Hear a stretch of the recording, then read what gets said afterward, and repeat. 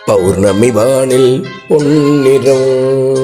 ஞானியர் வண்ணம் இந்நிறம் கேட்டு மண்ணில் நடக்கும் பக்தி கிரிவலம்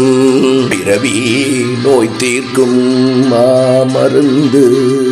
உலகுக்கு ஒரே ஒரு சுயம்பு சம்போ மகாதேவம் ஆஞ்சை காசி விஸ்வநாதம் மாசி சிவனிரவு இதுபோல் இல்லை ஒரு திருநாள் இந்த பூமியில் விரும்பு உயிர்களின் உற்ற துணையாய் ஓர் உறவு பராபரம் மண்ணில் எழுந்த மாசி சிவனிரவு மாசி சிவனிரவு